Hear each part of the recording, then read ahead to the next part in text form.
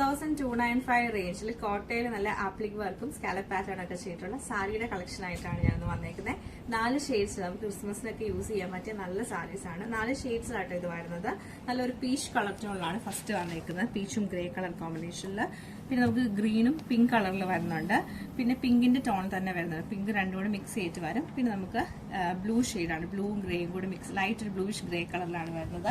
First നമ്മൾ കാണുന്ന colour എന്ന് പറഞ്ഞിട്ടുണ്ടെങ്കിൽ ഈ ഒരു പീച്ച് കളറാണ്. നല്ല ഭംഗിയായിട്ടാട്ടോ ഈ ഒരു സാരി വരുന്നത്. സാരി ഓൾ ഓവർ നമുക്ക് ഈ ഒരു ആപ്ലിക് വർക്ക് ബോർഡറിൽ വരുന്നത്. ഇത് പല്ലുവാണ് വരുന്നത്. പല്ലുവിൽ ഫുള്ളായിട്ടും ഇങ്ങനെ കുഞ്ഞു കുഞ്ഞു ആപ്ലിക് വർക്കും സ്കാലപ്പ് പാറ്റേണും എംബ്രോയിഡറിയും ചെയ്താണ് ഹൈലൈറ്റ് ചെയ്തേക്കുന്നത്.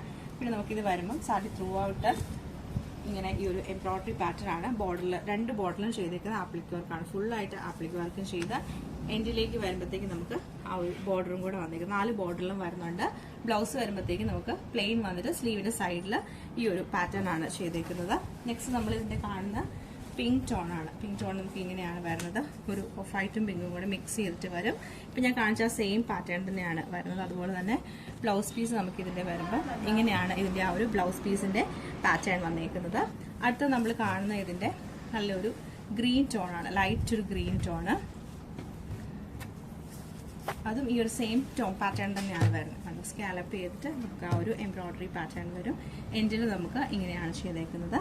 ലാസ്റ്റ് നമ്മൾ കാണുന്നത് ഈ ഒരു ഗ്രേഷ് ബ്ലൂ കളറാണ്. ഇതൊക്കെ നല്ല ഭംഗിയായിട്ടോ കാണാൻ. ഈ ഷെയ്ഡ്സ് ഒക്കെ നമുക്ക് ഡെയിലി വെയർ ആയിട്ട് യൂസ് ചെയ്യാൻ പറ്റിയ നല്ല സാരീസ് ആണിത്. ബ്ലൗസ് പീസ് സെയിം പാറ്റേൺ തന്നെയാണ് ബ്ലൗസ് പീസ് വരുന്നത്.